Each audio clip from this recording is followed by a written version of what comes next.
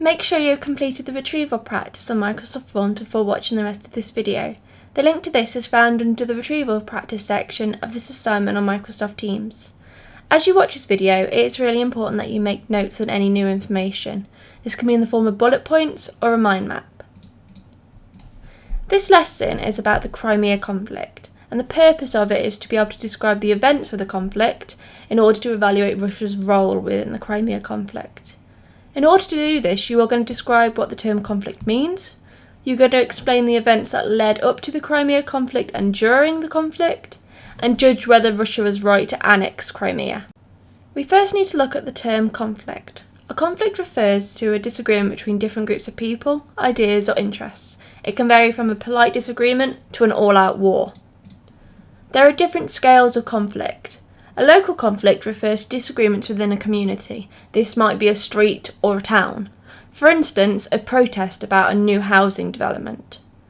A national conflict is a disagreement on a countrywide scale, and it may include the government. For instance, a national strike of workers would be an example of a national conflict.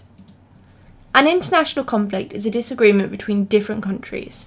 World War I and World War II were international conflicts and included many countries within this war. Russia is in a conflict with the country of Ukraine over the peninsula of Crimea. If we look at the map, Russia is in pink in the northeast of the map of Europe. Ukraine is the country in yellow that borders Russia. And we're looking at the peninsula of Crimea. A peninsula is an area of land surrounded by water on the majority of its border, while still being connected to the mainland from which it extends. So this on the map is the area that we're looking at, Crimea. As we can see, Crimea is a peninsula.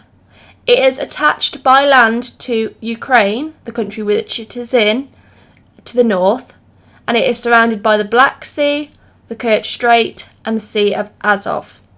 Over the Kerch Strait we can see the country of Russia. The country of Ukraine used to be part of the Soviet Union, a group of states ruled from Moscow in Russia. This was set up in 1922, and the states of the Soviet Union are shown on the map. As you can see, Russia is a big part of the Soviet Union, and there were 14 other countries that we recognise today that were part of this union. However, in 1991, the Soviet Union broke up and many areas of the Soviet Union became countries in their own right. Ukraine was one of these, and it was no longer ruled by Russia from 1991 onwards. Since 1992, the peninsula of Crimea has been included as part of the country of Ukraine. It is governed from the Ukrainian government.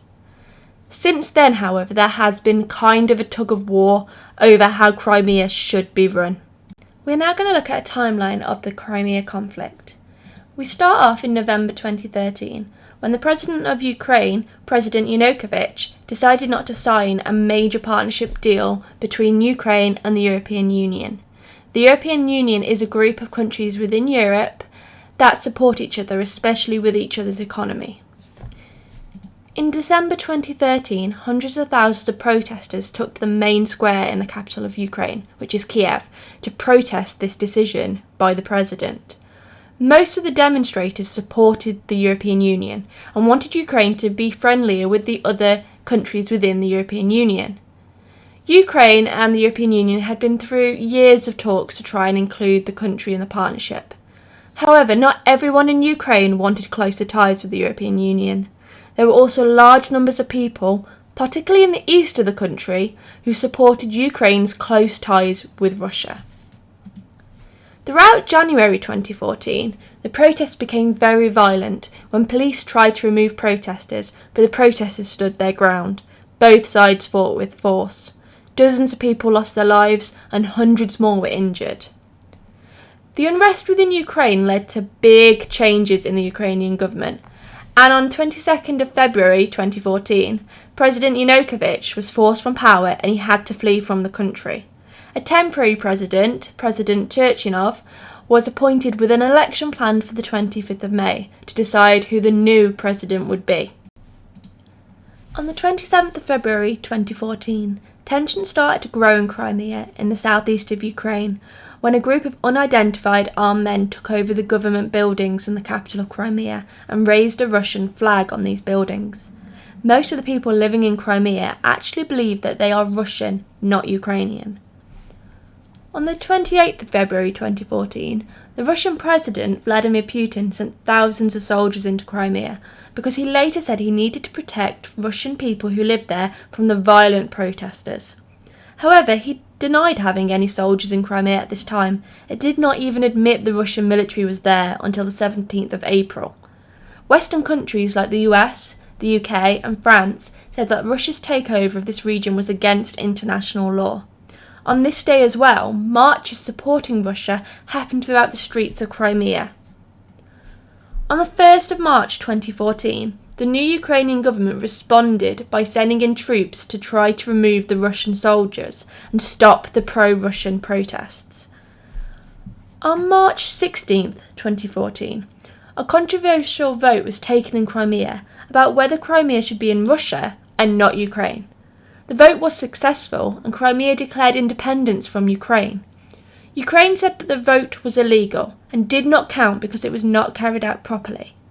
Russia's leader Vladimir Putin said he supported the region's choice and recognised the results of the referendum and now allowed that Crimea was part of Russia. For the rest of March until September 2014, Russia annexed Crimea. Annexed means to take over. The Ukrainian and Russian military continued to clash. Ukraine actually ended up sending parts of its army to eastern Ukraine as well because they were worried the same thing might happen here that happened to Crimea. On the 5th of September 2014, the Ukrainian government and the pro-Russian rebels from Crimea and eastern Ukraine met and they agreed a deal to stop fighting. Russia was included in these talks too. However, the deal was not kept. From October 2014 until the present day, fighting and tension continues between Russia and Ukraine. Currently, Russia have soldiers in 7% of the country of Ukraine. Crimea is still claimed by Ukraine, which is supported by most other countries, including the UK, but it is being run by Russia. We now know the events of the Crimea conflict. We're going to move on to judge whether Russia was right to annex Crimea. In other words, were they right to take over this region that was of Ukraine? Let's look at some of the arguments for this and against this. Some people argue that Russia just want the power they had when they were in charge of the Soviet Union between 1922 and 1991. They can only do this by grabbing more land.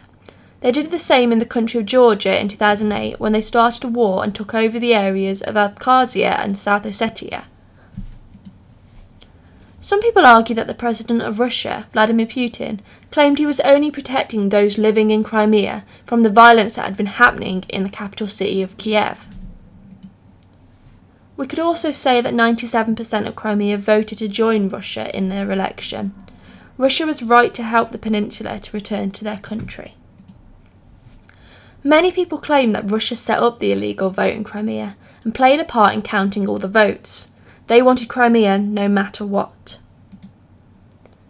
We can also argue that the presence of the Russian military has caused a lot of fighting in these areas. At least 5,486 people, including 59 children, were killed and nearly 13,000 wounded in the conflict so far. The last argument is that 58% of those living in Crimea are ethnic Russian opposed to 24% being ethnic Ukrainian.